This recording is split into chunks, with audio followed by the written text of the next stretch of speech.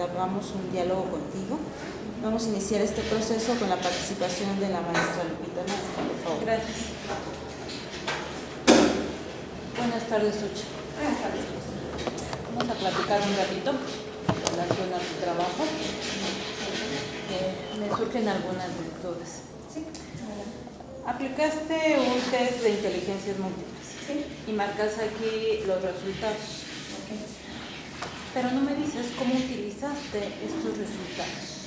¿Cómo usaste? ¿De qué te sirvió saber el porcentaje de alumnos que se encuentran en cada una de estas inteligencias? Y todavía me lo separas de acuerdo al sexo. ¿Cómo utilizaste estos resultados? ¿Qué te permitió decidir con base a esta información que tuviste?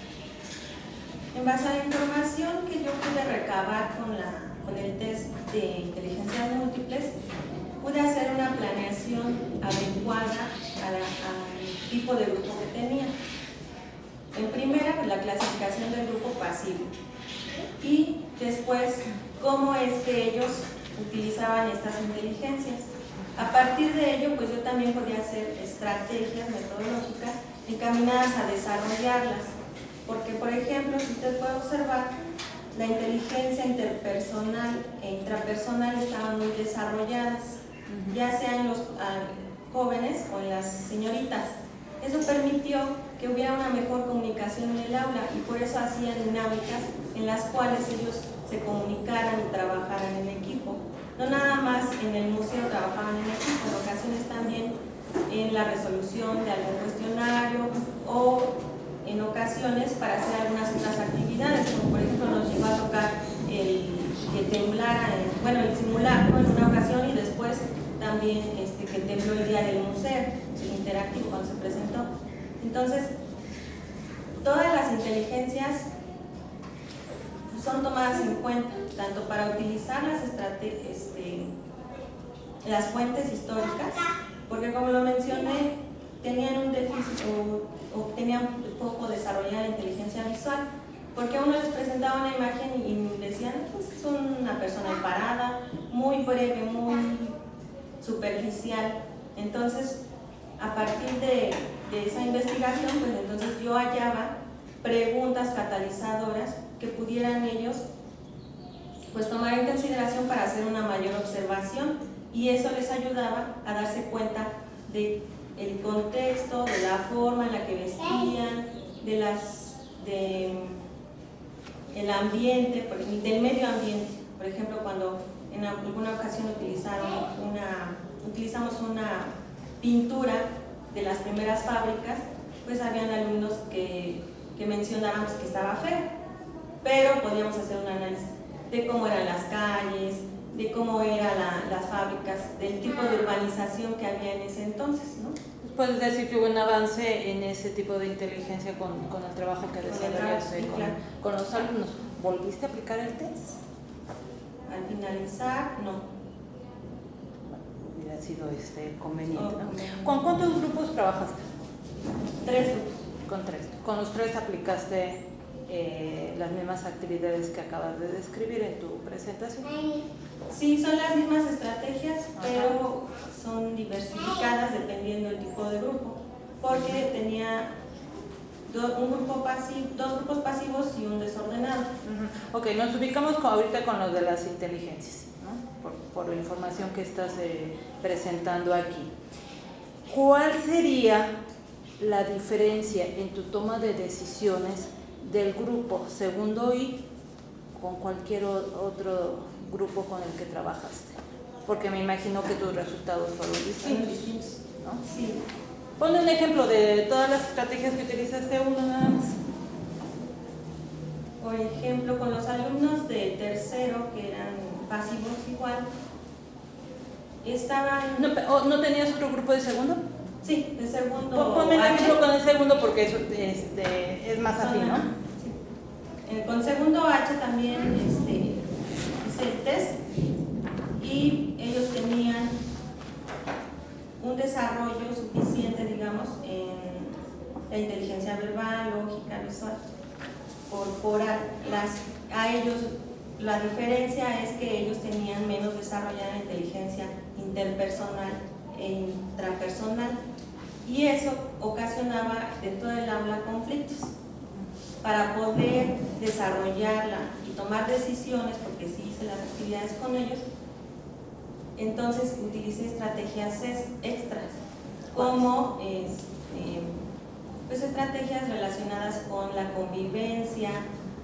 Por ejemplo, se colocaba un imán y se le ponían unos lacitos y hacían equipos. A cada equipo les proporcioné el imán con los lacitos. Lo que tenían que hacer era levantar unas piezas de metal del suelo.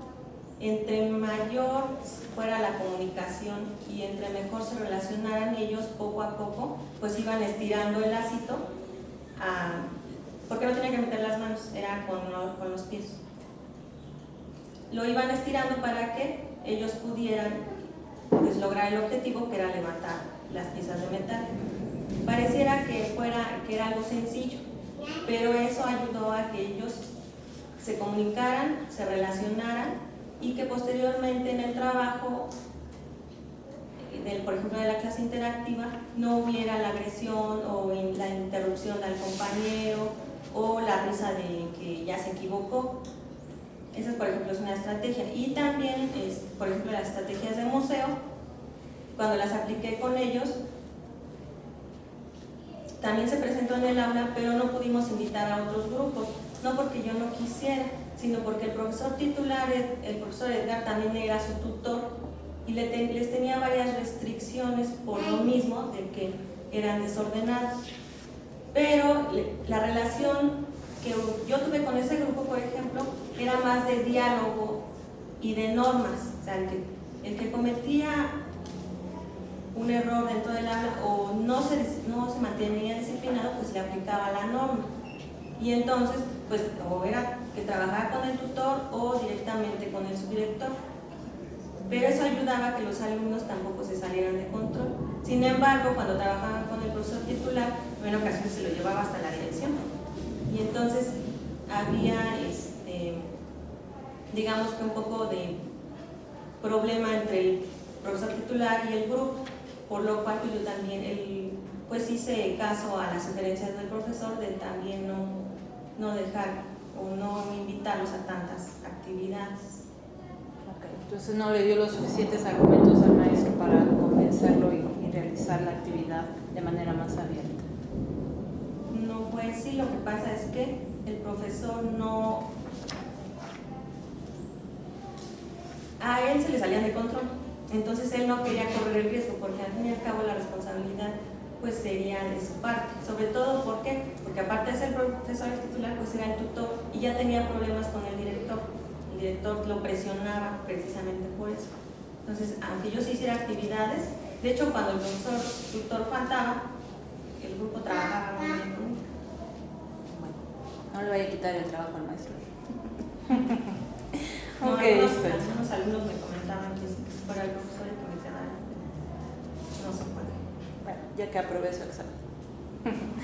En la página 23 hablas de un cuestionario que le aplicase a los alumnos al final, ¿no? De 15 preguntas. ¿Sí? ¿Cuál fue el propósito de este cuestionario? La autoevaluación. Los alumnos, yo les presenté el cuestionario, ellos lo respondieron en 30 minutos aproximadamente. Los alumnos intercambiaron los cuestionarios y entonces empezaron a darse cuenta dependiendo de las calificaciones o los aciertos que tuvieron, se iban dando cuenta hasta dónde habían comprendido el proceso, y que si les quedaban dudas entre ellos empezaban a decir, es que acuérdate que vimos tal pintura, ya empezaban a autoevaluarse y también a compartir entre ellos lo que sabían. El propósito en primera fue la autoevaluación por parte de los alumnos. Esa autoevaluación fue con relación a contenido conceptual, a contenido procedimental o al actitudinal, o fue de los tres. ¿Por qué no me pones dos ejemplos de las preguntas que venían en la autoevaluación? Pues más que nada fue el contenido conceptual. Les preguntaba ya conocimiento propio de la historia. Sí, por ejemplo,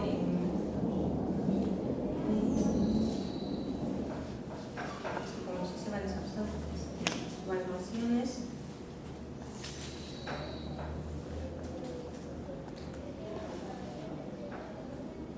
¿Hiciste el análisis del resultado? Sí. Que hicieron autoevaluación y la coevaluación al intercambiar los cuestionarios. Los cuestionarios. ¿Qué resultados te dieron? Los resultados que obtuve fue que la mayoría de los alumnos tenían las nociones, o sea, sí conocían el concepto, por ejemplo, de la edad antigua. Podían decirme qué civilizaciones habían desarrollado y qué características tenían, por ejemplo, las civilizaciones más reconocidas. Pero algunos alumnos pues confundían a veces una civilización con otra, las características. Y entonces eso les permitió volver a hacer una tabla. De hecho, después hicieron un cuadro de doble entrada en el cual ponían la civilización y las características para reforzar ese tema que fue el que más se les complicó, dado que también en el programa vienen las horas muy reducidas para esos contenidos. O sea, vienen como que de manera muy general, entonces eso principalmente fue el que se les complicó, pero al finalizar hicimos una tabla en las cuales cada uno de ellos pasaban e integraban las características y yo les mencionaba en cuáles estaban bien y cuáles tenían confusión. Las que tenían confusión, pues hacíamos el análisis. Okay. ¿Nada más de esa etapa? ¿Tuvo problemas? En esa evaluación, sí. Después Sí. en la que... ¿Esas 15 preguntas abarcó todo el contenido con el que usted estuvo trabajando o solamente el de la última jornada? No, ese fue el de la primera jornada. Ese fue el de la primera jornada. Ah. Fue la primera jornada y sí abarqué toda la jornada. Okay. Los temas de toda la jornada. El título de su documento es Un museo interactivo como mediador del aprendizaje en la clase de historia. ¿Qué aprendieron los alumnos? Que Pues, enfócate al museo, que es lo que estás haciendo énfasis. Pues desde los conceptos, porque... ¿Qué conceptos? Si ahorita vamos con el grupo con el que trabajaste, y yo qué les puedo preguntar y que ellos sí me van a contestar. Los conceptos que trabajamos: revolución, independencia. Pareciera que son conceptos que los alumnos manejan muy bien, pero no es así. Uno tiene que aterrizar los contenidos y mostrarles un contexto. Por ejemplo, tenían la idea de que las revoluciones eran sangrientas y que nada más era para hacer desorden y que no resolvían nada. Cuando nosotros analizamos la Revolución Francesa, pudieron darse cuenta de las problemáticas económicas, sociales, políticas, culturales al interior de la población, que después se fueron viendo reflejadas en el malestar que hubo hacia la corona y posteriormente también en la organización, porque no nada más fue una organización superficial, sino que se hizo desde, en primera empieza como un levantamiento armado, pero después se va al todo lo que es la legislación o a todo lo que es las estrategias de gobierno, porque no nada más se queda en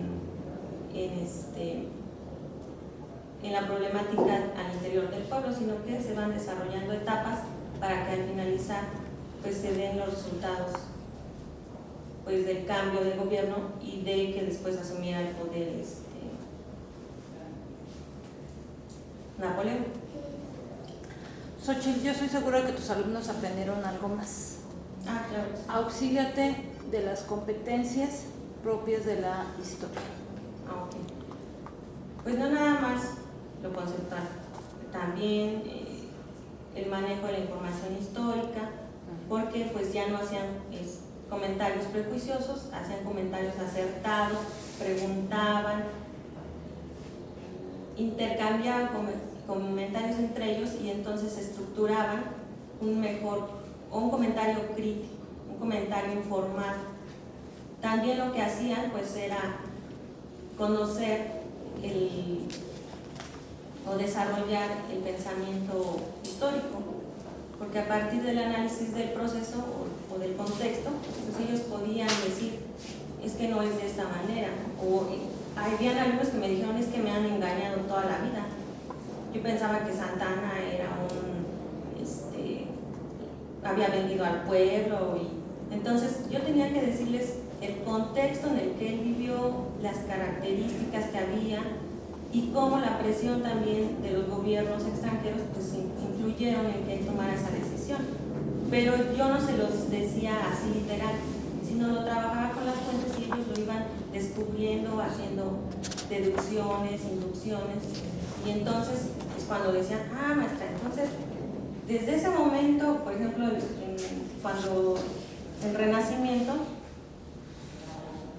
ellos empiezan a hacer un análisis de cómo cambia el pensamiento, porque no nada más se quedan en observar la imagen, sino en poder entender o tratan de entender cómo se dio ese proceso. Y con relación a las otras competencias, el manejo de la información, el conocer también los procesos de larga duración, por ejemplo, del capitalismo. También me mencionaron que el capitalismo actualmente no sirve para nada. Entonces los alumnos no sabían cómo había sido el proceso en el cual pasó de una comercialización a utilizar el capital y que posteriormente ahora se maneja o sirve de otra forma. Entonces ellos van cambiando, sí cambiaron su conceptualización, pudieron utilizar estrategias como mapas o las líneas del tiempo, y eso también les permitió para poder hacer un mejor análisis de los cambios que se dieron en los procesos. Okay. Xochitl, en tu trabajo hablas que se generaron emociones en tus alumnos, ¿no?, durante todo el trabajo que realizaste con ellos. ¿Cuáles fueron las emociones que se generaron en Xochitl? ¿En mí? Pues al principio eran emociones más que nada encontradas, podría decirse, porque a veces uno planea o planifica, pero sabemos que hay situaciones emergentes y entonces en algunas llegaba a afectar, que no directamente era responsabilidad de los alumnos, sino por ejemplo que fallaran a veces los aparatos tecnológicos o que mis alumnos tuvieran que ir a alguna conferencia, y eso pues retrasaba mi planeación. Sin embargo, pues yo las adecuaba o había una adecuación para poder utilizar esas situaciones emergentes.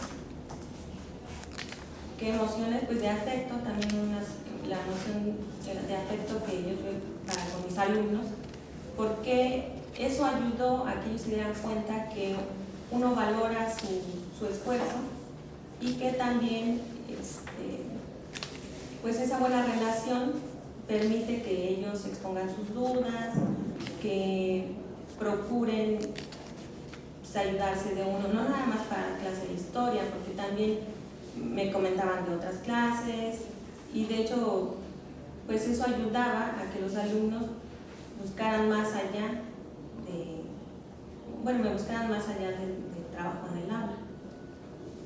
Okay. Espero que esas emociones le dejen un aprendizaje y le sirva para que cuando ahora sí el próximo ciclo escolar ya tenga su grupo de manera permanente, sepa cómo manejarlas y la lleven al logro de los propósitos educativos. Felicidades. Gracias.